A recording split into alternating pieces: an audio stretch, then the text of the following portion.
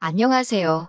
개념을 물 말아먹은 남편과 헤어진 30대 여성입니다. 생각할수록 어이없고 황당해서 어디다 속풀이를 하지 않으면 안 되겠더군요. 그래서 이렇게 찾아왔어요. 남편과는 회사 상사의 소개로 만났습니다. 저를 좋게 봐준 회사 상사가 자기 아는 사람 중에 능력도 좋고 평판도 좋은 사람이 있다며 한번 만나보라고 하더라고요. 솔직히 사람을 사귀는 데 있어 자연스러운 만남을 추구하는 저로서는 불편하기 짝이 없는 자리였지만 다른 사람도 아니고 상사가 주선한 자리였으니 거절하기가 쉽지 않았네요. 그리고 저도 애인이 없긴 했으니 가벼운 마음으로 나가게 되었어요. 잘 돼도 그만 안 돼도 그만이란 생각으로 만나게 된 남편과는 예상외로 첫 만남부터 말이 잘 통했습니다.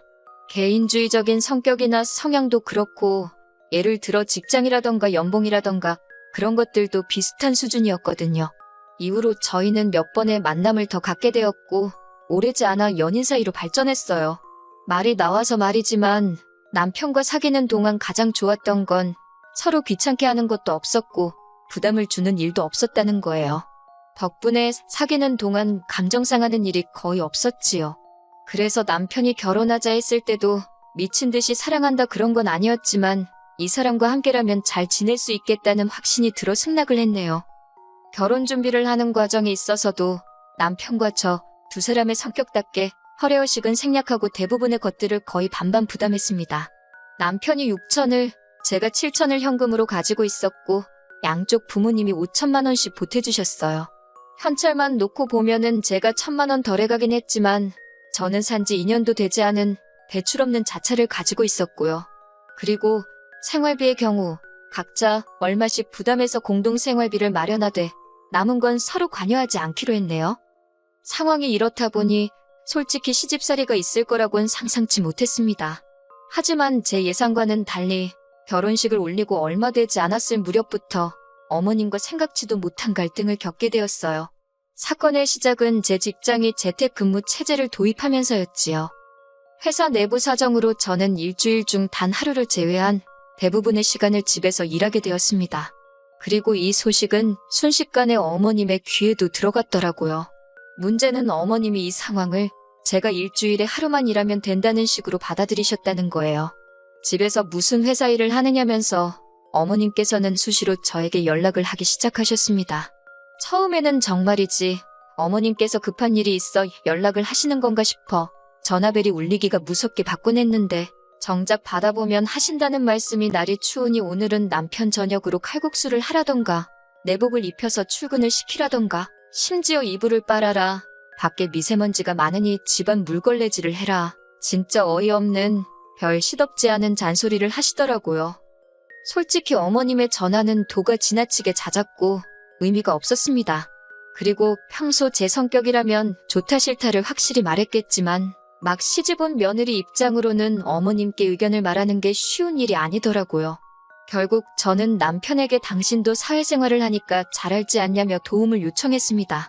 당신도 알다시피 내가 집에서 일을 하는 그 시간은 회사에서 돈 받고 일하는 시간이다. 그렇기 때문에 그 시간 안에는 당신 밥상을 준비한다던가 집안일을 한다던가 그런 건 할 수가 없다고 어머님께 잘 이야기해달라고요. 그런데 남편이 보인 반응은 뜻밖이었습니다. 집에서 일을 어떻게 하는지 회사가 감시를 하는 것도 아닌데 짬짬이 할 수 있는 건 하면 좋지 않냐고요. 사실 저희는 집안일도 반반 부담을 하고 있었는데 남편 역시 제가 더 이상 출퇴근을 하지 않으니 제가 좀 더 할 수 있는 거 아니냐고 생각했던 모양이더군요. 황당하고 어이가 없어서 믿는 도끼에 발등 찍히는 게 이런 기분인가 싶대요. 도와주긴커녕 남편마저 헛소리를 해대니 저도 제 나름대로 방법을 찾을 수밖에 없었지요. 그래서 회사 일을 하는 동안에는 어머님께 걸려오는 전화는 그냥 무시해버렸습니다. 문자도 읽기만 하고 답장은 하지 않았어요. 그랬더니 어머님께서 남편에게 한 소리를 하셨던 모양입니다. 하루는 남편이 왜 어머님 연락을 안 받느냐고 길길이 날뛰길래 어차피 중요한 일이면 아들인 당신한테 하시면 되는 거 아니냐고 저도 지지 않고 따지고 들었어요. 그리고 이후로 남편이 어머님께 뭐라고 이야기를 했는진 몰라도 더 이상 어머님이 먼저 저에게 연락을 해오시는 일은 거의 없었지요. 한편 그 일이 있고 얼마 후 저는 충격적인 소식을 듣게 되었습니다. 사실 저희 어머니는 제가 대학생이던 시절 위암을 앓으신 적이 있어요. 다행히 늦지 않은 시점에 발견해 완치 판정을 받기까지는 오랜 시간이 걸리지 않았지만 그때 친정어머니뿐만 아니라 친정아버지와 그리고 저희 자매 모두 얼마나 속을 끓였는지 모릅니다. 그런데 언젠가부터 통화를 할 때면 매번 속이 안 좋아 약을 드셨다던가 머리가 아파서 하루 종일 아무것도 못하셨다는 말씀을 자주 하시더군요. 그럼에도 불구하고 병원에는 안 가겠다 고집을 피우시는 어머니를 설득 끝에 간신히 대학병원에 모시고 갔습니다. 회사에는 당연히 휴가를 냈고요. 그런데 어디서 들으셨는지 보나마나 남편이겠지만요. 어머님께서 저에게 모처럼 전화를 하셔서는 일하느라 바빠 죽는다고 시엠이 전화도 못 받는다면서 지네 엄마랑 병원 갈 시간은 있는가 보다고 한껏 빈정대시며 기분 나쁜 티를 내시더군요. 그런 어머니 말씀에 어이가 없어서 아픈 친정어머니 모시고 병원에 가는 것도 기분 나빠하실 줄은 몰랐다고 받아쳐버렸지요. 그랬더니 니네 엄마는 네가 효녀라 좋기도 하겠다며 어찌나 비아냥거리시던지 남편에게 도대체 어머님이 왜 저러시는지 모르겠다 하니까 한다는 소리가 신우는 어머님께 살갑지가 않은데 저는 친정어머니한테 살가우니 부러워서 그러는 거라며 저더러 친정어머니께 하듯이 어머님께도 살갑게 해달라나요. 아무튼 그렇게 친정어머니와 찾은 병원에선 충격적인 이야기를 듣게 되었습니다. 완치된 줄 알았던 암이 10여 년 만에 전이가 돼서 나타났다대요. 손발이 덜덜 떨리고 가슴이 벌렁거렸지만 최대한 이성을 붙들었어요. 곧이어 일단 가장 빠른 날짜로 수술을 잡으면서 병원에 입원 절차도 밟았고요. 그리고 불행 중 다행이라고 해야 할지 그나마 저는 바쁜 회사 일로 매년 다 쓰지 못하고 모아둔 휴가도 많이 있었고 그리고 회사 내에 간호휴직 제도도 있었습니다. 저는 회사에 바로 상황을 알려 이 모든 휴가를 쓰기로 일단 이야기를 해두곤 입원한 친정어머니를 간호하는데 온 신경을 쏟기 시작했네요. 그런데 어머님께선 이 상황을 굉장히 못마땅하게 여기시더군요. 제가 친정어머니한테 신경을 쏟느라 당신 아들인 남편을 챙기지 않는다는 게 마음에 안 드신다고요. 당신 아들이 호래비도 아닌데 혼자 밥 챙겨 먹고 옷 갈아입어가며 회사에 다녀야겠냐면서 저희 친정어머니 사정을 뻔히 아는 분이 거리낌 없이 그런 소리를 하시는데 어찌나 서운하던지요. 하지만 참다 못한 제가 결국 그 서운한 마음을 남편에게 토로하자 남편이 기껏 한다는 소리는 더 가관이었습니다. 제가 친정어머니를 챙기듯 어머님도 자기를 챙기는 것뿐이라나요? 그럴 것 같으면 어머님이 와서 아들인 당신 밥도 해주시고 빨래도 해주시면 되겠네. 그 소리가 정말 목구멍 끝까지 올라오대요. 말이 나와서 말이지만 어머님이고 남편이고 그저 제가 친정어머니 곁에 붙어있는 걸 못마땅해 할 뿐 한 번을 친정어머니 상태는 어떠시냐, 나아지고 있냐 물어보는 법이 없었습니다. 특히나 남편은 한 번 들여다볼 생각도 없는 눈치였고요. 어차피 결혼 초부터 효도는 셀프로 하자고 서로 얘기를 했던 터라서 남편에게 처음부터 바라는 바도 없었고 기대는 더더욱 없었지만 어찌나 무관심하던지 막말로 옆집 아줌마가 아파도 이것보단 관심을 보이겠네 싶더군요. 그래도 남편에게 따지고 들지 않았습니다. 내 친정어머니니 내가 잘 챙기자 그 생각만 했어요. 그렇게 친정어머니의 병간호를 시작한 지 한 2달쯤 지났을 무렵이었습니다. 어머님의 생신을 2주 앞둔 날이기도 했지요. 어머님께서 전화를 해오셨고 오늘은 무슨 잔소리를 하려고 하셨나 그런 생각을 하며 제가 전화를 받았습니다. 그랬더니 대뜸 하시는 말씀이 당신 생일은 어떻게 하기로 했냐입니다. 며느리들이고 첫 생일인데 당연히 제가 차리는 게 맞지 않냐면서요. 저도 모르게 새어나올 뻔한 한숨을 간신히 참고 어머님께 죄송하지만 올해 생일상은 못 차려드릴 것 같다고 솔직히 말씀드렸습니다. 아시다시피 친정어머니도 병원에 계시고 저도 이래저래 정신이 하나도 없다고요. 그랬더니 어머님께서 굉장히 못마땅한 목소리로 네 동생은 뭐하냐입니다. 자식이 너 하나만 있는 것도 아니지 않냐면서요. 솔직히 왜 어머님께 제 여동생 사정을 설명해야 하나 싶었지만 아무 말도 안 했다간 괜히 제 동생까지 욕을 먹겠다 싶어서 간단히 말씀드렸습니다. 동생도 저와 같이 병간호를 하고 있지만 동생은 애도 둘이나 있고 회사도 다니고 있으니 제가 더 많이 할 수밖에 없다고요. 그랬더니 어머님께서는 그러면 당신 생일날에 제 동생더러 병간호를 하라고 하고 저는 집에 와서 당신 생일상을 차리랍니다. 저는 그렇게는 어려울 것 같다고 안 된다고 했어요. 그랬더니 어머님께서 저더러 정말 마음에 드는 구석이 없다며 혀를 차시곤 전화를 끊어버리시대요.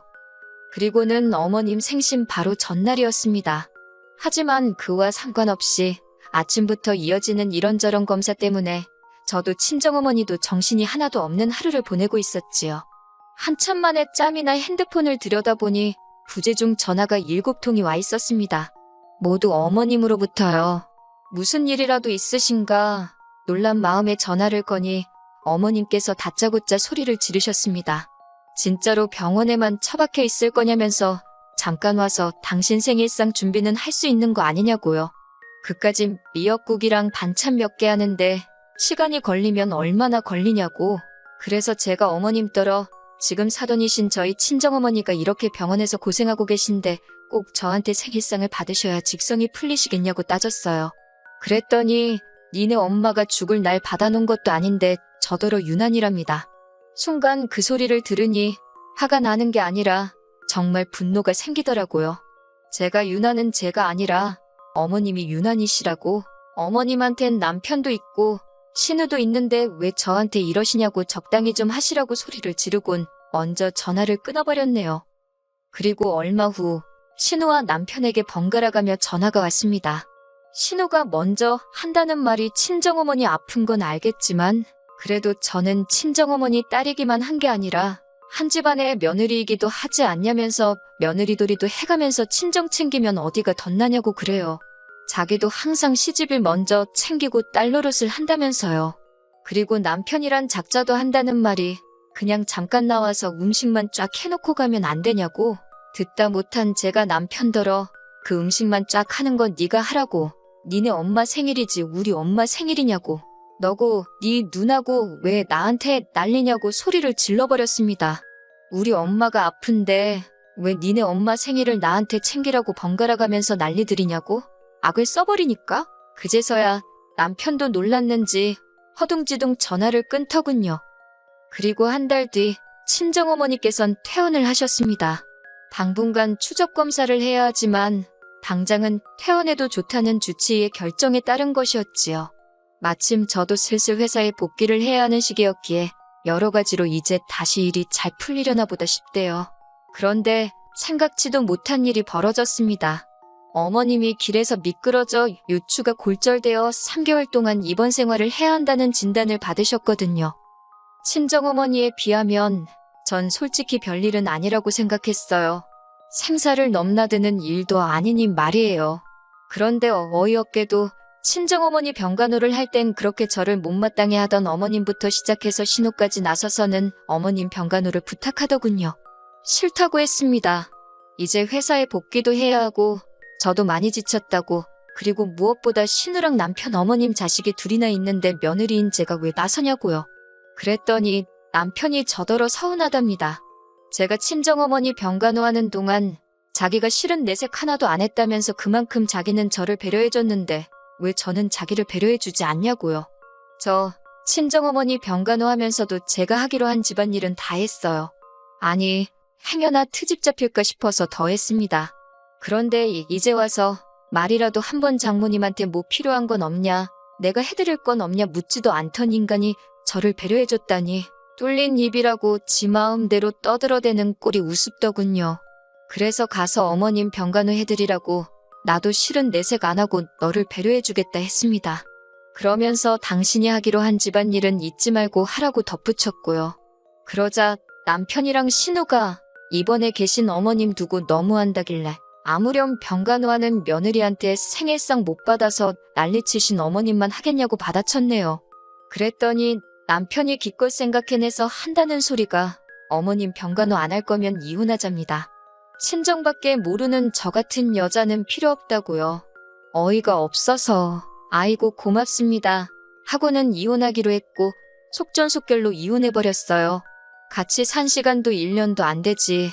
애도 없지. 기다리는 시간이 더디고 갑갑했을 뿐 이혼 자체는 일도 아니더군요.